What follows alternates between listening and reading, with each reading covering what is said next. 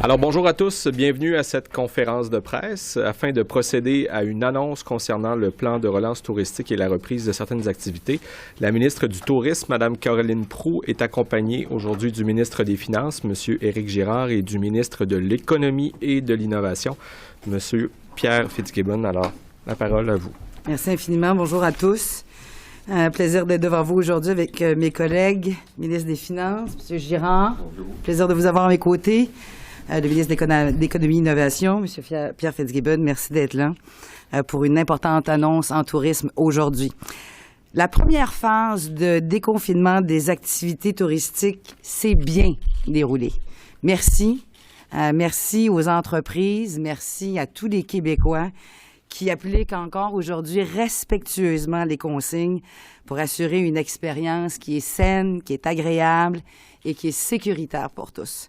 Oui, on peut dorénavant et désormais rêver à un bel été. Après la réouverture de plusieurs établissements d'hébergement touristique le 1er juin dernier, aujourd'hui, on va un peu plus loin vers notre été touristique. Je suis donc heureuse de vous annoncer aujourd'hui l'ouverture des eaux, des jardins, et ce, dès le 19 juin prochain. S'ajoutent à ça les visites d'artisans transformateurs, les fermes agrotouristiques, les lieux d'accueil et de renseignement touristique pourront également accueillir les vacanciers. Un petit peu plus tard, c'est-à-dire au 1er juillet, la Direction de la santé publique a également autorisé les excursions maritimes qui pourront reprendre leur activité. Une petite parenthèse, 40 minutes avec le ministre de l'Économie, moi-même, et des Finances, après quoi le Dr Arruda viendra expliquer les raisons de cette nouvelle série de déconfinement pour l'industrie touristique. Le retour à la normale prendra du temps, mais le plan financier présenté aujourd'hui par notre gouvernement assure un avenir rempli d'espoir pour tous les acteurs de l'industrie touristique, aussi bien dans nos centres urbains, grands et petits, que dans les régions du Québec. C'est donc avec beaucoup de fierté que j'annonce aujourd'hui un plan de relance touristique doté d'une enveloppe de près de 753 millions de dollars sur 2 ans qui va agir sur 3 fronts: l'offre et la demande, la reprise et la relance, et un plan pour les entreprises et les consommateurs québécois. D'abord, on veut offrir des solutions qui répondent aux besoins des entreprises de toute taille, partout sur le territoire du Québec, de Montréal à la Côte-Nord, en passant par Gaspé et Rouyn-Noranda. Des solutions qui témoignent de notre sensibilité aux particularités de l'industrie touristique et aux défis qui sont propres à cette industrie. J'annonce donc aujourd'hui la création d'un volet spécialement dédié au secteur touristique dans le programme d'action concertée temporaire pour les entreprises, le programme que vous connaissez bien qui s'appelle le Pacte. C'est 446 millions de dollars que nous rendons disponibles sous forme de prêts assortis de conditions extrêmement avantageuses, adaptés spécifiquement à l'industrie touristique.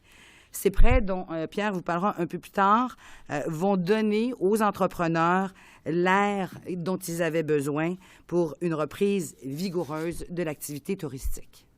De plus, on va verser aux hôteliers et aux gîtes une aide directe équivalent au montant de la taxe sur l'hébergement touristique prélevée du premier trimestre de 2020.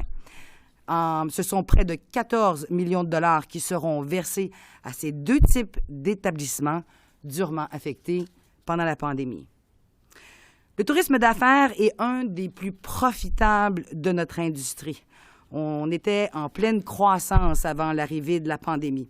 On souhaite encourager les établissements hôteliers à profiter de cette période de plus faible achalandage afin de renouveler leurs installations dans une optique de préparation de relance. J'annonce donc la création d'un volet à l'investissement en tourisme d'affaires en milieu hôtelier, une enveloppe de 200 millions de dollars pour 2020-2021 qui s'ajoute au programme d'appui au développement des attraits touristiques. M. Fitzgibbon vous donnera davantage de détails.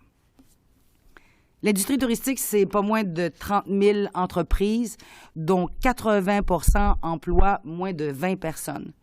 Ce sont de petites entreprises d'une grande importance dans toutes les régions du Québec. Pour soutenir, j'annonce que nous quadruplons l'enveloppe annuelle moyenne des ententes de partenariat régional en tourisme en octroyant une somme de 25 millions de dollars sur 2 ans, dont 15 millions cette année et 10 millions l'an prochain. Ce programme est administré par les acteurs et les partenaires de chacune des régions touristiques. Ce sont eux les mieux placés pour faire les meilleurs choix pour nos régions. Enfin, nous avons évidemment pensé aux Québécois qui ont si respectueusement suivi les consignes sanitaires au cours des derniers mois et qui méritent maintenant de prendre des vacances ici, chez nous, au Québec. J'annonce que notre gouvernement va remettre 20 millions de dollars dans les poches des Québécois qui choisiront de s'évader sur les plus belles routes du Québec. 3 initiatives seront lancées au cours des prochaines semaines et qui pourront être consommées tout au long de l'année. D'abord, le gouvernement du Québec offrira aux Québécois 25 % de rabais sur les forfaits vacances sélectionnés dans le cadre du programme Explore Québec sur la route.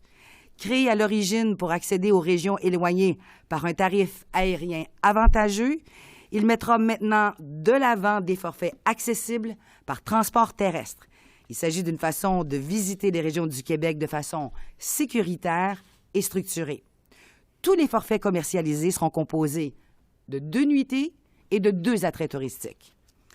De plus, pour encourager les Québécois à visiter les attractions de leur région, le gouvernement défraiera également une partie des frais à l'achat d'un passeport donnant accès à 2, 3 ou 4 attractions touristiques. On peut penser par exemple aux excursions maritimes, aux jardins zoologiques ou encore aux musées. L'utilisation du passeport est fort simple.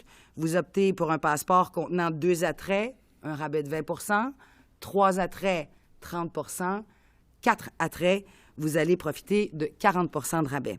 Les détails d'Explore Québec et du passeport attrait vont vous être communiqués lors d'un lancement officiel au cours des prochaines semaines. Enfin, pour que l'on puisse profiter des plus beaux coins de notre territoire et ses sites naturels, je suis vraiment heureuse d'annoncer un important partenariat entre le ministère du Tourisme et la CEPAC qui sera mis à contribution afin d'agir comme catalyseur régional et de générer encore davantage de retombées dans nos villes et nos villages. J'annonce donc que dès le 22 juin prochain, une carte annuelle du réseau de la CEPAC en édition spéciale sera offerte à 50 % de rabais. Elle sera disponible d'ailleurs en ligne sur le site de la CEPAC. Il s'agit d'une carte qui est valide pour une période de 12 mois qui va donner accès à nos 24 beaux parcs de la CEPAC. Et chaque carte qui est achetée vous donne une nuitée gratuite sur un site de camping. Gros merci à Pierre Dufour, ministre Forêt, Faune et Parcs, sans qui cette proposition-là n'aurait pas été possible. Donc, 3 mesures concrètes qui vont contribuer à des dépenses touristiques partout en région de plus de 135 millions de dollars. Je m'étais engagée à vous offrir un été touristique. C'est ce qu'on vous offre aujourd'hui. C'est rendu possible grâce aux efforts qu'on a tous dû faire, tout le monde ensemble, et qui n'ont pas toujours été faciles. C'est pas interdit de se déplacer, mais ce qu'on demande à tous les Québécois qui vont prendre des vacances cet été, c'est de le faire de preuve de prudence, de prendre toutes les précautions nécessaires pour minimiser les risques de transmission tout au long de l'été. C'est la prudence qui reste de mise. Et les efforts de tout ça, nous pourrons ensemble profiter d'un très bel été. Merci beaucoup. Merci Caroline. Alors, heureux d'être ici aujourd'hui et partager avec la tribune, avec mes collègues Mme Proulx et M. Girard. Annonce très importante. La situation actuelle est exceptionnelle, que nous vivons depuis plusieurs mois, puis sans précédent sur les plans sanitaires, technologiques, économiques, social et politique. Bien que le Québec ait été en pause pendant plusieurs semaines, notre gouvernement est demeuré proactif. La reprise graduelle de l'économie est amorcée depuis quelques semaines et pour l'instant, on peut confirmer que ça se passe bien. En mars dernier, vous vous rappelez, j'avais annoncé la mise sur pied du programme d'action concertée temporaire pour les entreprises, le PACT, doté d'une somme de 2,5 milliards de dollars pour aider les entreprises québécoises à pallier leur manque de liquidité lié à la COVID-19. En plus, en avril dernier, nous avons annoncé une enveloppe initiale de 150 millions de dollars mise à la disposition des MRC, les territoires équivalents, afin de venir en aide aux entreprises avec des prêts de moins de 50 000 $. Nous avons ajouté 100 millions en début de semaine pour continuer d'appuyer nos PME. Je rappelle que ce programme permet aux entreprises d'obtenir des prêts et des garanties de prêts à des conditions très avantageuses. Le programme d'urgence annoncé par ma collègue la ministre Proulx, qui pourrait s'élever de 400 à 500 milliards de dollars en prêts, appuieront la relance des entreprises œuvrant dans le secteur touristique grâce à la mise en place d'une bonification du pacte spécifique pour le secteur touristique. Cette mesure permettra d'accorder une aide d'urgence couvrant jusqu'à 18 mois de besoins en fonds de roulement des entreprises. L'aide sera déterminée en fonction des besoins spécifiques de chaque établissement. Les entreprises touristiques n'auront aucune somme à rembourser avant 24 mois. Ceci leur permettra de bénéficier de 2 saisons estivales afin qu'elles retrouvent la rentabilité. Enfin, un pardon équivalent à 25 % des sommes remboursées sera offert pour un maximum de 100 000 $ par établissement. Par exemple, une société possédant 3 hôtels pourra bénéficier d'un pardon allant jusqu'à 300 000 $. La forme de l'aide, soit une garantie de prêt aux banques ou une aide directe d'Investissement Québec. Investissement Québec acceptera les dossiers à partir de mercredi prochain, le 17 juin. Ils seront traités selon leurs priorités. Cela étant dit, nous recommandons aux entrepreneurs de consulter leur banque en premier pour une plus grande efficacité. Considérant également la réduction prévisible des activités de certaines entreprises du secteur touristique dans les prochains mois, le moment est bien choisi d'encourager la modernisation de certaines installations. Les 200 millions de dollars annoncés permettront d'appuyer l'investissement. Et cette nouvelle mesure s'ajoute... Les 200 millions de dollars annoncés permettront d'appuyer l'investissement en touristes d'affaires en milieu hospitalier, l'une des formes de tourisme les plus profitables. Géré par Investissement Québec, avec les recommandations du ministre du Tourisme, ce nouveau volet du programme d'appui au développement des attraits touristiques est créé afin de soutenir financièrement des travaux de rénovation ou de remise à niveau d'établissements hôteliers. Il permettra d'obtenir des prêts à des conditions avantageuses, pouvant couvrir jusqu'à 80 % des coûts admissibles des projets, dont le coût minimal s'élèverait à 125 000 $. Cette nouvelle mesure s'ajoute aux 48 millions de dollars déjà prévus au PADAT pour appuyer le développement du secteur touristique. Les mesures annoncées vont permettre aux entreprises touristiques de traverser cette période difficile et de favoriser le redémarrage de leurs activités. Pour aider l'économie à reprendre la vigueur, les Québécois doivent se montrer solidaires. Donc, je vous invite donc à encourager l'achat local, à favoriser le tourisme chez nous et à parcourir durant les vacances d'été le Québec et ses attraits touristiques. Nos différentes régions regorgent d'endroits magnifiques et uniques. C'est le moment de les revoir ou de les découvrir. Merci. Très bien. Alors, si vous êtes... Merci. Oui, très brièvement. Je sais que vous avez envie de poser des questions. Alors, d'abord, je suis très heureux d'être ici au dévoilement du plan d'aide. C'est une collaboration du ministère de l'Économie, du ministère des Finances et, bien sûr, le leadership est venu du ministère du Tourisme et de sa ministre. Et j'aimerais remercier aussi tous les entreprises, les acteurs du secteur touristique qui ont participé aux consultations. Caroline en a fait de nombreuses, mais moi, j'ai participé à une consultation dans le cadre du travail qu'on fait au ministère des Finances. Et c'est certain que ce sont les acteurs de cette industrie-là qui la connaissent le mieux. Le tourisme, la culture, le commerce de détail et le secteur de la restauration et des bars sont les secteurs les plus affectés par la pandémie. Ce sont des secteurs qui auront des impacts sur plusieurs mois, peut-être même plus d'une année. Ces secteurs représentent 18 % de l'économie, mais 25 % des emplois. Les anglophones, je ne sais pas si c'est les Américains ou les Britanniques, mais ils ont une expression, ils ont dit « the 90% economy ». C'est-à-dire qu'on anticipe que lorsqu'on aura complété le déconfinement, il y a des secteurs qui ne reviendront pas à 100% en raison des mesures de distanciation sociale. Il y a des secteurs qui prendront plus de temps à revenir à la normale. Et certainement, le tourisme répond à ces caractéristiques. Ces industries ont toutes des caractéristiques spécifiques et nécessitent des ajustements particuliers à leurs industries. Et c'est pourquoi aujourd'hui, mon collègue, le ministre de l'Économie, a introduit l'aspect des prêts pardon, le moratoire plus long sur les remboursements. Et c'est une aide qui est ciblée, spécifique à cette industrie. Et ça s'inscrit dans notre aide globale qui, je vous rappelle, totalise plus de 27 milliards de dollars ou 6 du PIB. Je vous en rappelle les principales composantes.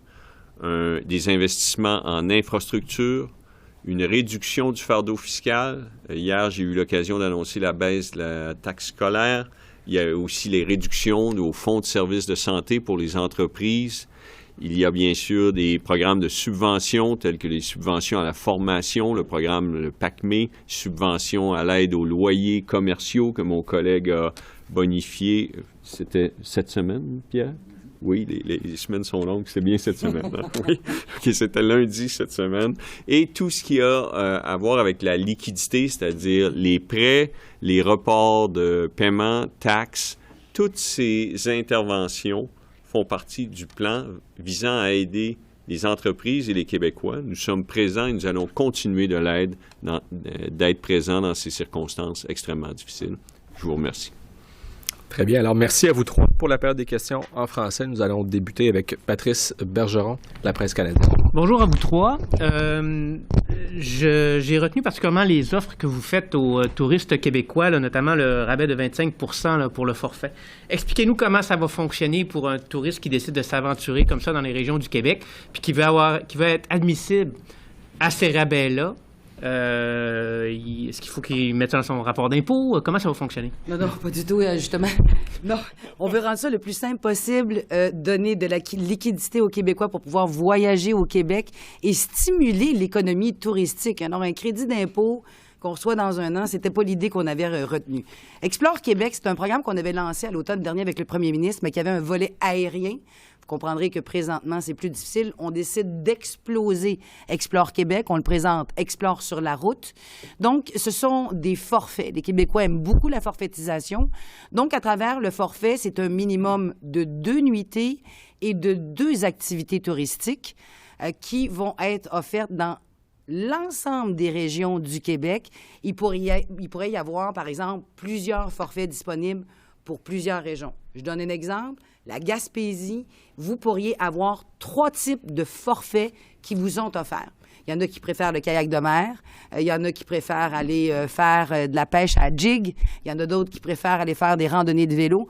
Donc, c'est une forfaitisation, minimum 2 nuitées, 2 activités touristiques, 25 % de moins cher que ça aurait coûté si c'est vous qui avez fait votre propre forfait. Et on va annoncer, là, on va passer à travers le panier bleu, évidemment, pour aller chercher ces forfaits-là, mais également sur le site de Québec Original. Comment on peut s'assurer qu'il y a bel et bien une réduction des tarifs de 25 % par rapport à ce qui était offert avant pour pas qu'il y ait des gens des hôteliers, profitent d'une fausse différence de prix, au fond, là? Écoutez, c'est un programme qui a été bien travaillé à l'automne dernier. C'était la première fois qu'on lançait une telle mesure pour stimuler l'économie puis faire en sorte que des Québécois puissent être déployés partout sur le territoire du Québec. C'est l'ARF, l'Agence réceptive forfaitiste, qui est en charge de monter ces forfaits-là. Donc, il va y avoir d'autres appels à projets là, qui vont être faits dans quelques semaines, voire quelques jours, pour répondre à l'ensemble de la demande sur le territoire québécois. Mais nous, notre offre, elle est directe dans la poche des Québécois pour stimuler l'économie partout en région à travers la forfaitisation. Les Québécois, on aime ça, les forfaits, souvent quand on va à l'étranger. Maintenant, c'est au Québec, chez nous, ici, cet été, cet automne et cet hiver, qu'on offrira ce type de forfait-là.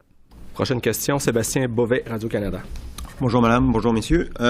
Est-ce que vous avez une idée de l'impact de la COVID-19 sur la saison touristique? Je ne sais pas comment vous le mesurez, là, en argent investi par les touristes, en nombre de nuitées, en fréquentation, en achalandage. Est-ce que vous êtes capable de mesurer, enfin, quelle est votre projection en ce moment pour savoir quel sera l'effet, plus ou moins, là? Je ne sais pas si les Québécois décident, par exemple, de plus visiter le Québec, ça pourrait être plus, là, mais l'effet négatif ou positif de la COVID sur le tourisme au Québec? C'est clair que le marché principal du Québec est l'Ontario, le Canada et les États-Unis.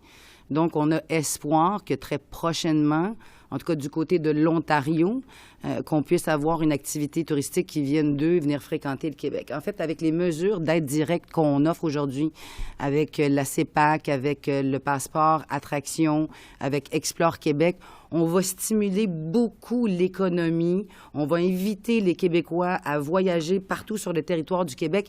Donc, c'est difficile, vous comprendrez, pour le moment, de savoir quel sera l'impact réel. Peut-être que, Pierre, tu peux ajouter quelque chose. Mais c'est difficile pour le moment. C'est clair qu'il n'y a pas de touristes internationaux qui vont entrer au Québec. Mais sachez que la part d'argent qui rentre principalement au Québec de touristes hors Québec, c'est d'abord et avant tout l'Ontario, le reste du Canada et les États-Unis. Ensuite viennent l'Europe. Ensuite, question? Ou Peut-être juste le PIB, c'est 2,5 du PIB, le tourisme. Transporte une grande partie, l'hôtellerie, le deuxième. L'hôtellerie, on a des taux d'occupation qui sont dans le bout du 10 c'est majeur. Je pense, comme Caroline a dit, on peut prévoir qu'au Québec, durant l'été, il va y avoir beaucoup d'intra-provincial du tourisme, de voyage, puis on espère l'Ontario. Les États-Unis va être plus tard. Fait qu'on pourrait avoir, ça pourrait être un été qui ne serait pas si pire que ça. C'est l'automne qui va être plus problématique. On arrive en octobre, en novembre. Je vous avoue que je me suis perdu un peu dans la valse des millions, là, mais bon, je comprends qu'il y a beaucoup d'argent, là. Pourquoi fonctionner, si j'ai bien compris, là, pourquoi fonctionner par prêt et pas par subvention? C'est-à-dire, pourquoi vous demandez à l'industrie de rembourser l'argent que vous avancez? Pourquoi pas simplement donner l'argent? Je comprends qu'il y a un pardon là, jusqu'à 100 000 $ selon la grosseur de l'attrait touristique, mais pourquoi pas donner cet argent?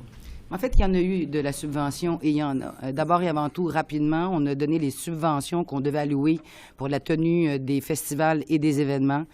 Avec l'autorisation du ministre des Finances, on a donné les subventions aux festivals et aux événements jazz, franco, juste pour rire. L'autre forme de subvention directe, d'intervention directe qu'on donne, c'est la taxe sur l'hébergement. Le ministre des Finances avait consenti, au début de la crise, à un report à la fin juin, début juillet, de la taxe sur l'hébergement.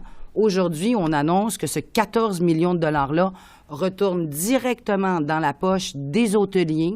C'est ce qui demandait d'avoir un peu de liquidité, d'air frais, de sortir le nez de l'eau. Donc, c'est une autre forme de subvention, ça, de 14 millions de dollars, plus le programme incitatif pour faire voyager au Québec, ce 20 millions de dollars-là, c'est de l'aide directe. Puis peut-être que je peux ajouter la question relais au prêt aussi. Pourquoi un prêt versus une subvention? Si on ajoute les chiffres, là, il y a 1400 hôtels au Québec qui vont être qualifiés ou éligibles au programme, puis après 300 attractions touristiques. Donc, une population de 1700 établissements. Si on regarde les chiffres, on met, parce qu'on ne connaît pas encore l'ampleur du programme, assumons 300 000 $ d'emprunt, parce que c'est important de noter que l'emprunt est en fonction des besoins financiers, non pas maximiser 400 000 avoir 100 000 de pardon. On va avoir une rigueur qui va être faite pour dire quels sont les besoins financiers. Disons que 300 000 fois 1700, ça fait 510 millions, 130 millions de pardon. Donc la question, c'est de dire pourquoi on n'a pas donné 130 millions de subventions. On trouvait important d'avoir un pont, parce que je pense qu'on va avoir un été qui va être probablement favorable au niveau touristique, et l'automne va être difficile. Fait qu'on voulait avoir 2 saisons estivales, donc on donne des liquidités pour une période, à notre avis, assez longue, pour laquelle il y aura une subvention qui va être 25 %. C'est un montant qui est non négligeable. Si mes chiffres sont bons, 300 000 par établissement, ça peut être plus bas. C'est un montant important qui va être donné en dessus du prêt. Alors, je pense que les deux sont bien alignées. Ariane Kroll, La Presse. Oui, je reviens un peu sur le même point, mais j'ai compris certains... Est-ce que vous avez fait un total de ce qui est de l'argent direct, frais total? Là, il y a par exemple le pardon d'une somme de 25 %. Est-ce qu'on sait exactement combien est en aide directe les demandes de l'industrie étaient à cet effet-là? OK. Alors, il y a le notionnel des prêts Alors, tout ça, les interventions aujourd'hui, lorsqu'on parle des notionnels des interventions, ça totalise près de 800 millions. L'impact financier, parce qu'évidemment, les prêts ont des impacts financiers au niveau des provisions pour perte, et les aspects pardon, les reports de taux d'intérêt, de remboursement, de toutes ces interventions avoisine 300 millions de dollars. Et l'impact marginal, je vous donne plusieurs chiffres, là, mais parce que la composante prêt fait partie de l'enveloppe du 2,5 milliards que nous avions annoncé. Alors, l'impact marginal est de l'ordre de 100 millions. En sous-question? Je vais poser ma sous-question sur le même sujet. J'ai un peu perdu là, dans votre déclinaison. Oui, bien, Notionnel, écoutez, c'est très simple. Okay. Il y a 3 chiffres. 800 millions pour le notionnel d'intervention. Alors, lorsqu'on parle, par exemple, du volet des prêts au fonds de roulement de 450 millions de dollars. Okay? Donc, le notionnel, c'est 450 millions de dollars. Donc, 800 millions d'intervention en termes de notionnel.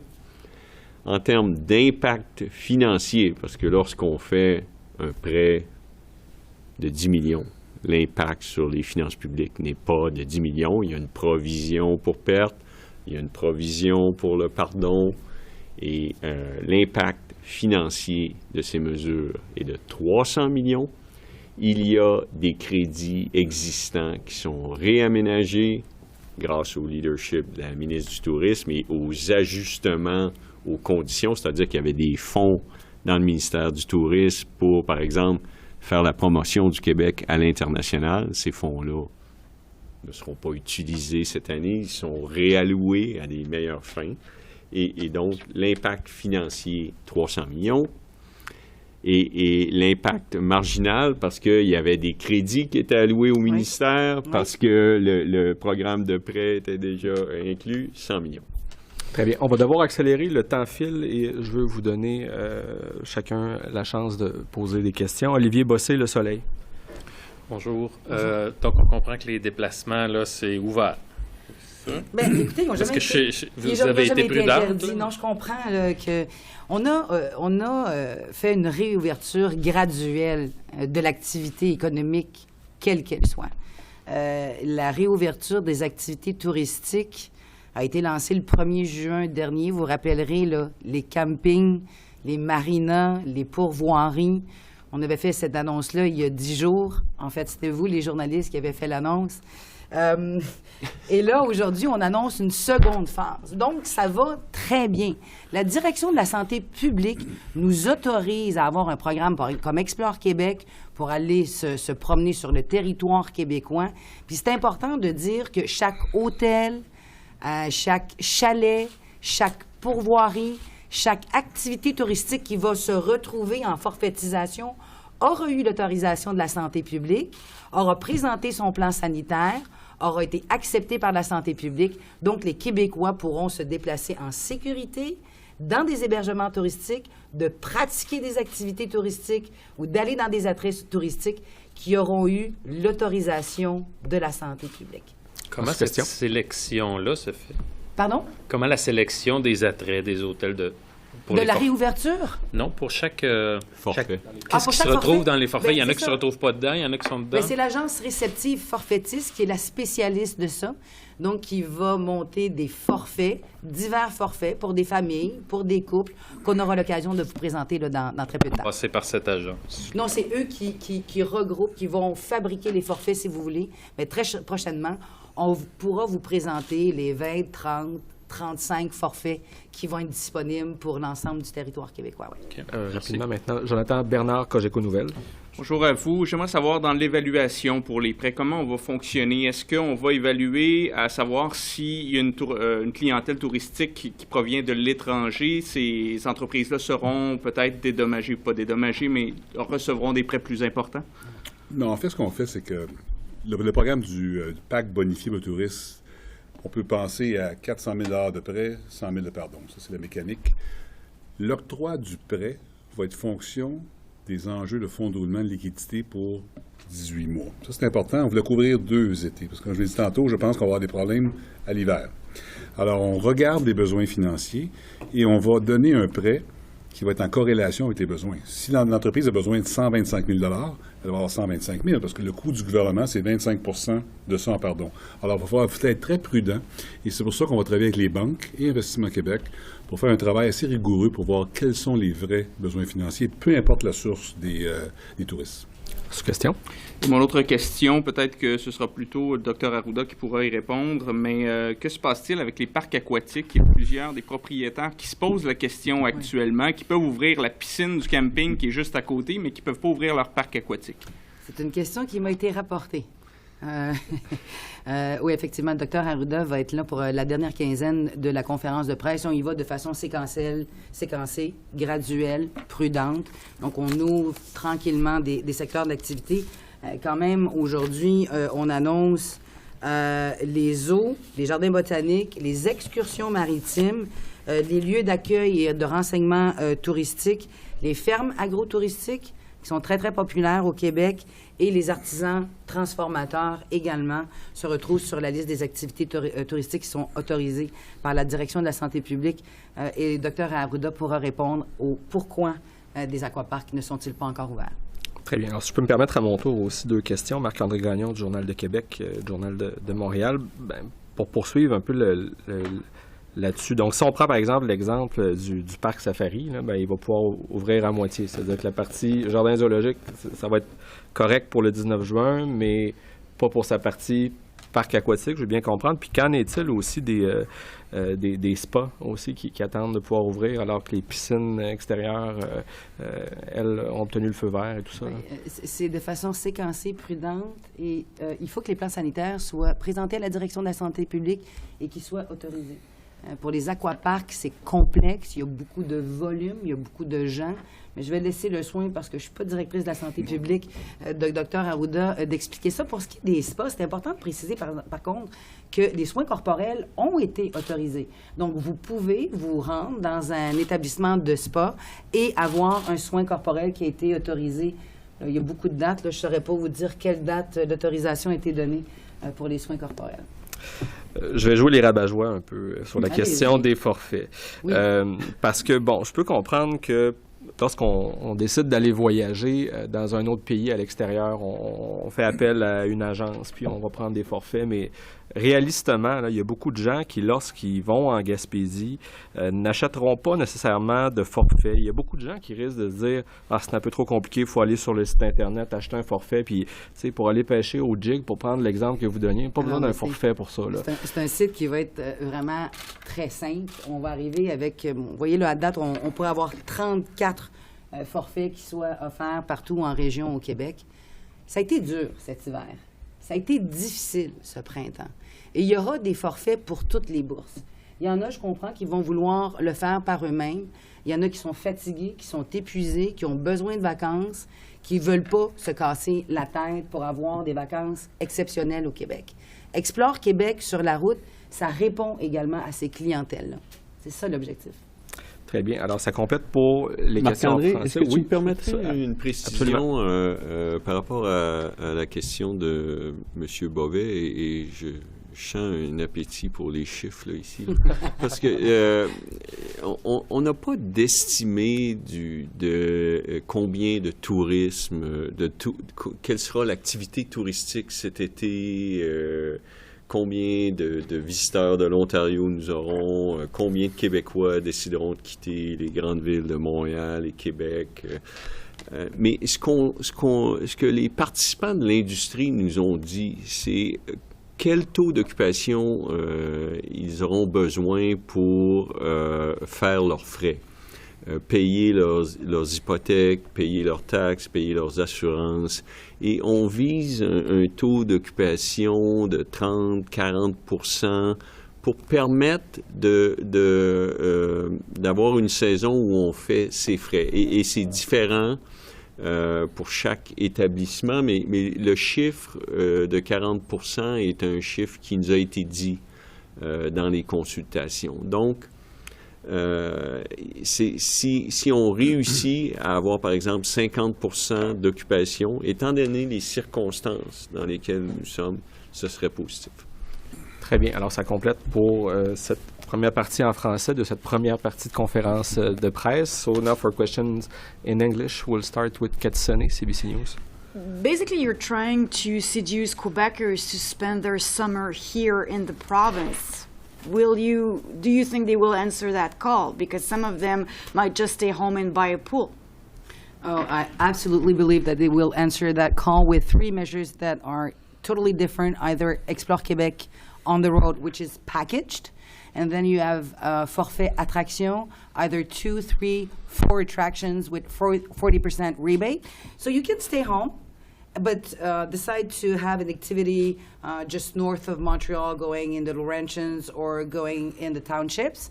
And then you have La CEPAC, which is going to be available at 50% rebate. And by the way, every time you buy une carte de La CEPAC, you have 1 night in camping for free. For, let's say, a couple buys 2 passes valid for a year, you're going to have 2 nights in camping. And by the way, for 17 and under, it's free to go to the CEPAC. So yes, we have a great offer for Quebecers. Absolutely.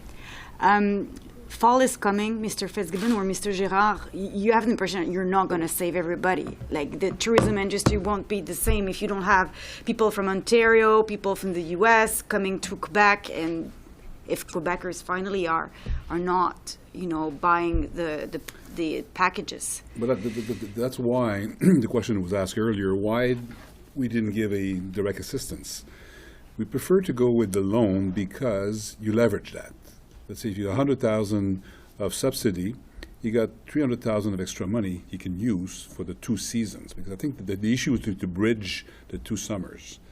So we felt that providing that capital, that liquidity, associated with the direct assistance, would provide a longer duration to sustain the storm. And I think because we think that come next summer, we should be pretty much at a break-even level, and then we will have saved the foundation of the industry. So we think that the program of combination of direct assistance, subsidy, with a loan provides a bridge to get to next summer. And if I may add, one of the best ways to help our businesses and the industries to make sure that people can get there. So that's what we're doing. We're helping hotels, we're helping attractions, we're doing packages. So this is the best way to make sure that the best way to help our enterprises is to make sure that people will get there, and with the packages that we're offering, they will get there. Philotier, Montreal Gazette. Of getting there. We know Quebecers traditionally, many of them go to Maine, they go to Algonquin, they go to Europe during their holidays. This year, you're asking Quebecers to holiday, and you're even giving them free money to stay and take their holidays in Quebec.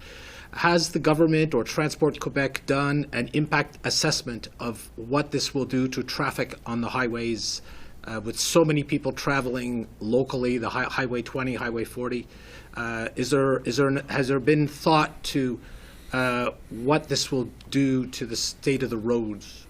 Well, do not forget that we won't have Ontarians, we won't have Americans, and we don't have international travelers. So the numbers that we used to get last year, it was 11% more foreign travelers only in Montreal last year. So we believe that, so far these travelers won't be in, and we're spreading the offer across the province, from Abitibi-Témiscamingue to Magdalen Islands, to the eastern townships, to my Laurentians and my Lanaudière and Abitibi-Témiscamingue. And the offers are spread over the months and the years. So we want to make sure also that people travel in autumn. So some packages will be available for this autumn. So even though your Highway 15 into the Laurentians, which is a nightmare every Friday night, even now, you don't think it's going to be worse? Are you advocating for Bill 61? Or? I'm asking a practical question. Well, everybody does not travel at the same date, at the same time, and does not choose the same destination.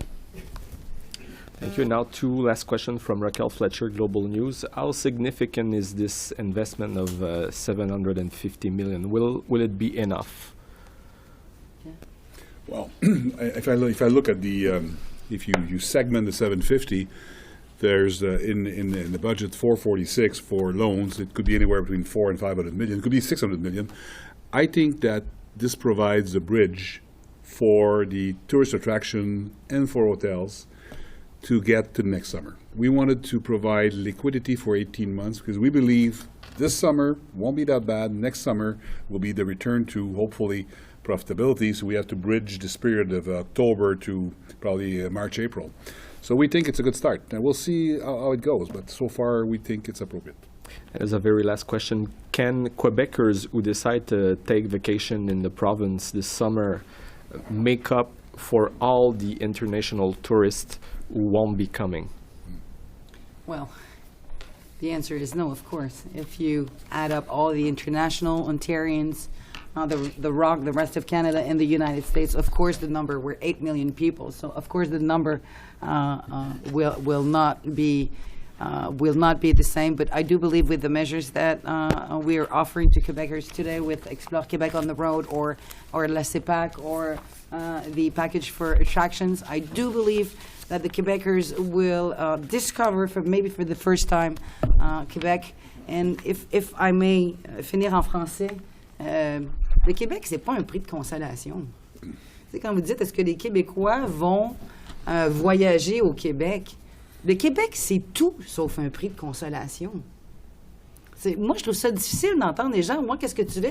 Ah, je vais rester au Québec cet été. On a parmi les plus beaux parcs nationaux de la CEPAC. On les offre à 50 % de rabais. Les gens se battent pour venir faire de la pêche chez nous. Alors, moi, je dis, là, vraiment, les Québécois, vous allez tomber en amour avec votre Québec parce qu'il vous a peut-être échappé ces dernières années. Et vous dites ces mots dans la plus belle ville en Amérique du Nord, Québec. Exact. Alors, c'est sur cette note que se conclut la première partie de cette conférence de presse. On va suspendre 5 minutes, étant donné que la salle n'est pas assez grande pour accueillir tout le monde à l'avant. On revient avec Dr Arruda dans quelques instants. Merci à vous trois. Merci. Pour les questions, donc, Patrice Bergeron, La Presse canadienne. OK. Monsieur Arruda, donc, on a appris une autre phase du déconfinement. On sait que les Québécois vont pouvoir se promener partout à travers le Québec. Comment vous évaluez le risque? Puis quelles sont les consignes pour tous ceux de l'industrie touristique, notamment les hôteliers, qui devront s'assurer qu'il n'y aura pas une transmission, là, par exemple? Bon, il faut comprendre, premièrement, ce qui nous aide, si vous me permettez, c'est qu'on est dans une situation actuellement où la transmission a diminué de façon assez significative dans les communautés, particulièrement à l'extérieur de la communauté métropolitaine, mais même à l'intérieur de la communauté métropolitaine. Je ne veux pas dire que le virus est complètement disparu. Il y a vraiment une diminution importante. On n'a pas d'augmentation de cas. Les décès, heureusement, sont en train de baisser. Les hospitalisations aussi sont en train de baisser. Donc, mais le virus n'est pas disparu. Mais le virus est probablement moins actif aussi à cause de cet effet de saisonnalité. Puis c'est clair qu'on réouvre les choses. On permet aux gens de se déplacer à l'intérieur du Québec dans ce contexte-là, mais aussi dans un contexte où on demande aux gens de ne pas revenir à ce qu'ils ont fait nécessairement antérieurement. Puis je pense que tous les secteurs d'activité qui ont présenté un guide comme tel ont respecté des consignes générales qui sont associées à éviter les gros rassemblements, à permettre, par exemple, aux gens de respecter ce qu'on appelle le 10-3-2, 10 personnes provenant de 3 familles avec 2 mètres de distance, vous savez. Puis il faut maintenir les éléments de sécurité. Si vous êtes malade, vous ne vous déplacez pas dans une autre région. Si jamais vous tombez malade dans l'autre région, vous devez consulter pour vous faire dépister, bien entendu, et vous essayez de respecter les consignes qu'on donne tout le temps à tout le monde, c'est-à-dire ne pas exposer des personnes âgées si jamais c'est pas nécessaire, de pouvoir se laver les mains adéquatement, respecter la distanciation, porter le couvre-visage comme tel, puis éviter les rassemblements, bien entendu. Donc, moi, je pense que ça va permettre aux gens renouer avec les régions, avec les endroits, avec les vacances, avec le changement de rythme, renouer avec la nature. Hein. Les activités extérieures sont encore ce qui est le moins à risque, mais on va demander aux gens à la fois qui accueillent d'être accueillants, mais aussi aux gens qui arrivent d'être respectueux des communautés dans lesquelles ils vont pouvoir aller voyager. Une précision, les hôtels n'ont jamais été fermés. Ils ont toujours été services essentiels, délestage, les anges gardiens. Donc, ils n'ont jamais été fermés, les hôtels. Donc, le protocole sanitaire, il y en a certains, bien évidemment, qui ont fermé, M. Bergeron, mais les hôtels ont toujours été services essentiels, important de le préciser.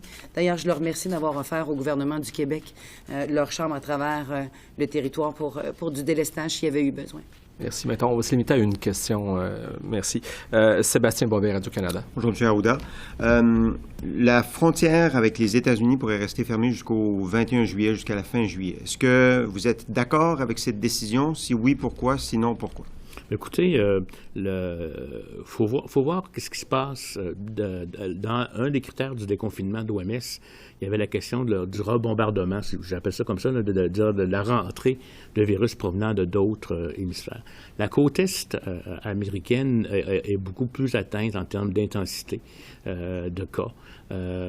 Si on parle ou si on pense aussi actuellement le Mexique aussi, là, on voit dans certains pays une recrudescence actuellement. Donc, je pense de maintenir les frontières le plus fermées possible dans ce contexte-là, c'est une chose, mais ça va être à réévaluer dans le temps, voir comment les voisins ou les Américains, comment le pays évolue en termes de risque. Actuellement, ce qu'on sait, c'est qu'on connaît le risque au Québec. Les questions intra-Canada aussi, on pense que c'est possible d'avoir une certaine circulation sous peu. Mais je vous dirais que dans le fond, pour ce qui est des États-Unis, mais ça dépend, comme je vous dirais, du risque de transmission là-bas et du risque d'importation ici. Qui est trop élevé en ce moment? Qu'on considère probablement actuellement trop élevé. Mais ça va être à réévaluer en fonction des éléments nécessaires là-dessus. Ariane Coll, La Presse. Oui, M. Arruda, ce matin encore, c'était marqué que, bon, on pouvait, sur la page de Québec et les consignes de santé, qu'on pouvait louer un chalet à l'extérieur de notre région de résidence.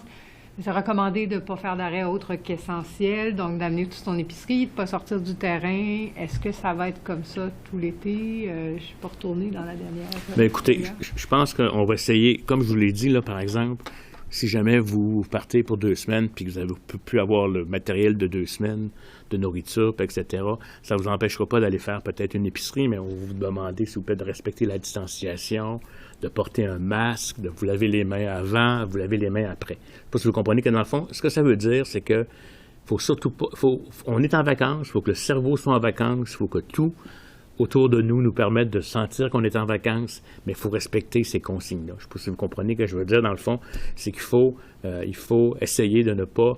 parce qu'on peut être asymptomatique puis transmettre la maladie. Heureusement, la probabilité baisse. Actuellement, on n'est pas du tout dans la même situation qu'on était au mois d'avril, etc. Donc, le risque diminue grâce à ça. C'est pour ça qu'on permet un certain je vous dirais, déplacement qu'on permet, mais il faut demeurer prudent. Puis les infrastructures aussi dans lesquelles vous allez aller, surtout celles qui sont à l'intérieur, vont avoir des critères. La désinfection des chambres va être plus fréquente, les mesures d'hygiène vont être faites, on ne demande pas aux gens de se rassembler dans les aires communes, par exemple, on va à sa chambre. C'est sûr que c'est des habitudes un peu qu'on n'avait pas, qu'on pouvait se rencontrer des fois longtemps. Là, les gens vont faire attention à ces éléments-là. Puis c'est avec ça, à mon avis, on balance les risques. Je ne sais pas si vous comprenez, on y va. Ça ne veut pas dire que le risque est égal à 0. Ça ne veut pas dire qu'il n'y aura pas de transmission. Il ne faut surtout pas penser que le virus est complètement disparu. Là. Le virus, il y a encore des personnes qui vont l'avoir, etc. Moi, je pense que c'est dans cette perspective-là qu'on s'enligne. Il y a le guide du parfait voyageur en temps de COVID qu'on a mis sur le site de québec.ca/coronavirus. Vous avez un onglet tourisme, avant, pendant et après, voyage, vacances au Québec. Tout est là. C'est pas le temps d'acheter des souvenirs. Pardon? C'est pas le temps d'acheter des souvenirs. Peut-être pas. Les commander en ligne, les faire livrer à la maison. Olivier Bossé, Le Soleil. Mettons que je suis pas un gars de camping, là, puis, est-ce qu'il y a des forfaits à Montréal? Est-ce que vous recommandez aux gens d'aller passer du temps à Montréal cet été? Bien, il va y avoir des forfaits très certainement pour Montréal. Les attractions, les forfaits attractions, 2, 3, 4 attractions, il y en aura très évidemment à Montréal et dans le Grand Montréal. M. Arruda, écoutez, moi je pense que, comme je vous l'ai dit, là, les gens de Montréal ne sont pas tous contaminés, heureusement. La transmission, elle a diminué dans Montréal. Elle n'a pas été très communautaire, elle a été surtout dans les CHSLD, à travers de la santé. Je ne veux pas dire qu'il n'y en a pas, il y en a eu dans certaines communautés, mais moi je pense que si on applique les mesures d'hygiène, qu'on y va, etc., qu'on garde la distanciation sociale comme telle, on ne parle pas de rassemblement, on ne parle pas de fête dans le Mont-Royal, mais moi je pense qu'il y a moyen d'aller à Montréal, qui désinfecte aussi ces hôtels, qui vont avoir des protocoles tout à fait adéquats, il y a moyen d'y aller. Jonathan Bernard, Cogeco Nouvelles. Bonjour à vous. Je reviens à la charge avec la question que j'ai posée tout à l'heure concernant les propriétaires de parcs aquatiques qui s'impatientent, qui aimeraient bien avoir le feu vert ou du moins un horizon, à savoir à quel moment ils pourraient reprendre leurs activités parce qu'ils se disent qu'il y a des investissements à faire, des investissements majeurs pour se conformer aux normes et la saison est très courte. Ils se posent la question si ça vaut la peine de faire ces investissements-là dans les circonstances n'ayant toujours pas d'horizon. Je comprends très bien leurs préoccupations, comme tous les secteurs d'activité qui n'ont pas été déconfinés. Je l'ai dit, on va essayer d'arriver avec des horizons à plus ou moins court terme, puis peut-être même de vous dire ce qui sera interdit, non plus tout ce qui est permis, parce qu'il va en avoir plus de permis que d'interdits. La question des aquaparks est associée au phénomène de rassemblement d'individus qui proviennent pour une journée de plusieurs endroits comme tel. Donc, la probabilité, je vous dirais, est différente d'un petit groupe ou d'une famille qui s'en va à un autre endroit. Là. Fait que c'est pour ça que ça a été jusqu'à maintenant comme tel. On regarde la situation de très près. On va regarder aussi comment les prochains jours de déconfinement vont se comporter. Puis on leur reviendra avec bien entendu, après avoir travaillé aussi avec eux, avec le secteur d'activité, pour avoir des guides là, par rapport à ça. C'est un peu plus complexe que dans d'autres milieux. C'est plus complexe que dans une piscine. Il y a beaucoup de monde, il y a beaucoup de matériel qui est touché, mais on va évaluer la situation. Je ne suis pas en mesure de vous donner une date aujourd'hui. J'aimerais ça vous la donner, là, mais je ne suis pas en mesure de vous le donner. Alors, à mon tour, Marc-André Gagnon du Journal de Québec.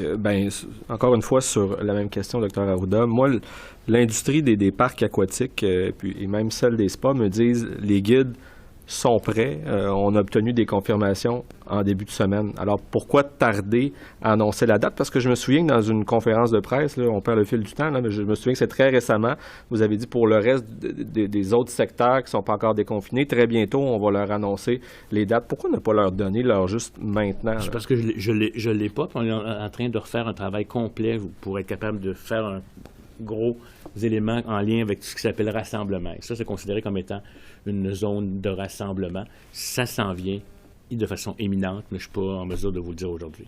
Très bien. Je comprends la presse, mais je ne peux pas. Je suis en mesure de parle de la presse, entre guillemets, pas la presse, mais que les gens soient pressés. Très bien. Je suis en mesure de prendre peut-être 2 ou 3 questions additionnelles. M. Bergeron, je crois que vous aviez une autre question. Complémentaire, M. Arruda, comme il va y avoir énormément de circulation de monde, puis des gens qui vont aller dans toutes les régions, comment la santé publique va pouvoir retracer les cas? Parce que ça semble être quand même un enjeu, le retraçage de cas. Si jamais il y en a. Il faut comprendre que quand quelqu'un développe la maladie, il y a un test de laboratoire qui est fait. Le test de laboratoire va identifier où est la personne, où demeure-t-elle, ou est-elle en résidence. Parce que, on va le dire par rapport au fait que si quelqu'un est à l'extérieur du voyage, puis qu'il développe une maladie, puis etc. Là, d'où ça vient, qui lui a donné, comment vous allez retracer ça? C'est à travers les histoires, les enquêtes qu'on fait. Si vous saviez, c'est une enquête très, très minutieuse sur qui de toute façon, des fois, ça va dépendre il va y avoir des dépistages qui vont être faits autour du cas, etc. Mais c'est sûr, des fois, ça peut être difficile de le retrouver. La source pourra demeurer inconnue, bien entendu. Mais, comme je vous l'ai dit, il va en avoir, probablement, des cas, mais ça ne devrait pas être une masse très importante et significative si les gens respectent les éléments. J'ajouterais que la forfaitisation permet cette traçabilité-là. Donc, à travers les forfaits, on va savoir que les gens vont se déplacer du point A et vont aller en forfait dans telle région, faire telle activité. Donc, ça aussi, il y a une traçabilité dans la forfaitisation. Monsieur Bovet. Réaction de Tourisme Montréal, Mme Proulx. Ils ne sont pas contents. Ils disent que les forfaits, c'est surtout bon pour les régions, que les prêts à investissement, ça aidera peu à Montréal. Bref, une annonce qui manque de sensibilité montréalaise. alors que la métropole accueille 50% des touristes au Québec et est super dépendante de la clientèle internationale. Vous leur dites quoi? Oui, bien, la clientèle internationale, on ne l'aura pas, malheureusement, pour toutes les portes d'entrée au Québec, que sont Montréal, Québec et Gatineau. Il y aura de la forfaitisation pour Montréal et je rappelle que le remboursement de 13,8 millions de dollars de la taxe sur l'hébergement, évidemment, ça profite aux plus gros hôtels. Si vous avez 3 chambres, votre retour de taxe sur l'hébergement est évidemment moins grande que votre retour sur un hôtel de 250-300 chambres. Donc, les hôtels de Montréal pourront profiter de ce retour sur la taxe sur l'hébergement. Jonathan Bernard. Docteur Arruda, vous avez parlé de la saisonnalité du virus. Jusqu'à quand les gens peuvent acheter des forfaits? Est-ce qu'au mois de septembre, on serait mieux de se garder une gêne et ne pas en acheter parce qu'il y a encore des belles journées au mois de septembre, au mois d'octobre? Est-ce qu'on doit se garder une certaine retenue en pensant qu'il pourrait y avoir une deuxième vague? Écoutez, j'aimerais ça être capable de vous le dire. Parce que quand on parle de saisonnalité, habituellement, les virus respiratoires, c'est un peu plus tard dans la saison que ça revient. Mais comme c'est un nouveau virus, puis c'est le coronavirus, et que ce virus-là n'a peut-être pas, comment je pourrais vous dire, été présent beaucoup, là, on a une population qui est quand même pas mal vierge, entre guillemets, par rapport, puis c'est pas d'effet croisé des anciens coronavirus qu'on a connus, parce qu'il y a d'autres coronavirus que celui-là, là, celui qu'on a, le COVID-19, qui donne la COVID-19. Mais je pourrais vous dire que ça va dépendre de votre tolérance au risque comme tel. Je vous dirais que début septembre, c'est peut-être encore un peu tôt, mais on ne sait jamais. Moi, je peux vous dire qu'avec les virus nouveaux particulièrement, là, qu'est-ce qui me dit qu'en fin août, ça ne va pas avoir commencé? Il y a des questions, semblerait-il, associées aussi à la température, à l'humidité, à différents éléments. On commence à voir que probablement que ce qui va nous aider pour voir qu'est-ce qui se passe, c'est qu'est-ce qui va se passer en Nouvelle-Zélande, puis en Australie, puis dans les pays de l'hémisphère sud, comme ça fait pour l'influenza, qui ont leur saison différente des nôtres. Là. On va être en meilleure mesure. Mais je vous dirais que c'est comme ça, là, puis je donne pas de garantie, puis là, ne citez-moi pas là-dessus par rapport. C'est vraiment, je vous dirais, moi j'aimerais bien, je demande à Dame Nature de nous apporter ça quelque part, au moins pas avant le 1er octobre, idéalement, mais c'est très difficile. Parce qu'on pourrait aussi avoir, au lieu de on arrive à contrôler, non pas la remontée, comme avoir des petites vagues, comme ça aussi. Il y a toutes sortes de modèles qui sont possibles. Rapidement, M. Bossé.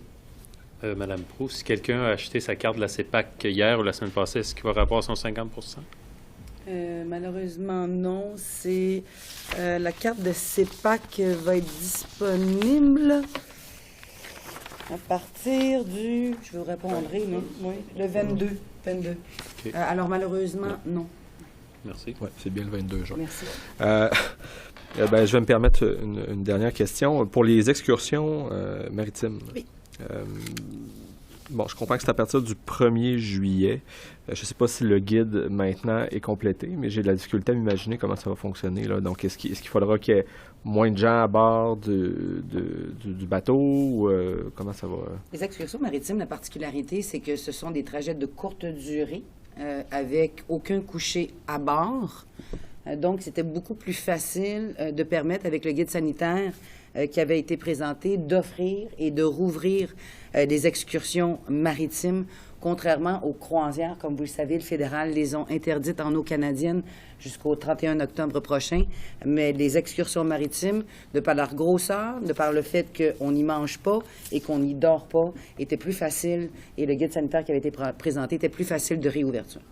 Dans ma connaissance, il va y avoir effectivement probablement moins de volumétrie. Là. Il y a certains volumes qui ne seront pas respectés pour éviter justement qu'il y ait trop de contact entre les personnes, etc. Donc, juste pour préciser, ça va être selon la capacité d'accueil du navire, là, parce que quand on parle de rassemblement extérieur, par exemple, c'est 10 personnes, là, ce ne sera pas... Non, ça va être plus que 10 personnes. Bien entendu, okay. C'est selon la capacité, je vous dirais, de la pièce d'accueillir des distanciations ou des groupes de familles comme tels. Très bien. So now in English, Katisane, CBC. We have 2 questions or 1 question? You can go ahead with 2 questions. Okay, thanks. So we can move from one region to another, but taking precautions, because so basically you are allowing travels from one region to another, but you want people to keep in mind the restrictions, the rules. Exactly. In fact, you must understand that health is not only, I would say, physical health. Yes, we want to prevent the COVID, but we also know that people need vacation. People have been stressed a lot during this not wonderful, but very bad, I would say, spring and winter. So we think that the risk actually is the transmission is going down everywhere in Quebec. But the virus is still there. We are permitting people to go traveling to another region, to another one, but to make sure that they will keep the basic principles that we always told. Try to not expose elderly persons or ones who have chronic diseases. Make sure that you are not sick. If you're sick, you don't travel, you go take your test. And make sure that you will respect the 2 meters distanciation, cover your face with a cover mask, and please have the distanciation, 2 meters, wash your hands often, and try to keep the 10-3-2 thing, which is 10% from 3 groups with 2 meters of distanciation. What if the 70 years old and older are listening to you now and they are just ready to hit the road? What do you tell them? 70 years old and older. I think that this is a kind of risk analysis. You know, I think that I'm not telling that people with 70 should not go traveling. I think they can go. I don't think, but they must understand that if they get sick, they have a higher risk. But I think this is their own decision. I would probably say is that if I am trying to expose somebody of 70, I must make sure that I will keep my 2 meters distancing and everything. I think it is a risk management. Actually, the risk is lower, but it's no zero. And the problem is that if they get infected, they will have a higher risk of going to a hospital and everything. So, but I'm not telling 70 years old, you stay home and you just stay in your balcony all the summer in Montreal. You can go, but you must evaluate that situation. Phil Autier, Montreal Gazette. Is there a way to calm the fears of people outside of Montreal that it's okay, after all they read, that it's okay to visit Montreal, and that it's okay for Montrealers, for people in the regions who may be afraid of Montrealers? Is there a way to counter all that with some sort of... I think it's through education, and it's through looking what is going on. I would say that what I would like is that people can relax a little bit more, go over there, but make sure that they will protect themselves by those simple, always the same thing. 2 meters, using wash your hands, cover your mask if you're taking to public transport where you cannot keep the 2 meters distanciation. I think is that. And I think now that the perception of risk is going down. I don't want it to go too much down. If it's too down, we're going to have problems. But it's why also we work with the industries and we work with the hotels to make sure that they will make, I would say, have the environmental less at risk of giving the disease. So I think it's a balancing of risk. But I'm not telling let's go the way we go before. We must go with this respect, because all people in Montreal can circulate if they respect those things. I go to Montreal often to press conference and everything, and if I go to Montreal, I'm respecting this 2 meters distance. I'm using the mask and I'm washing my hands. So I think that's and actually, as the summer is there, as there is less transmission, the risk is low. But it's a balance. It's a very difficult thing, because at the same time we are telling let's go. And I think it's good for the health to have vacation, but at the same time it's let's go but. And the but is make sure you respect those issues. Thank you. Any other questions? Fine. Alors, c'est ce qui complète pour cette deuxième partie de la conférence de presse. Je vous souhaite à tous de très bonnes vacances dans la région du Québec que vous choisirez.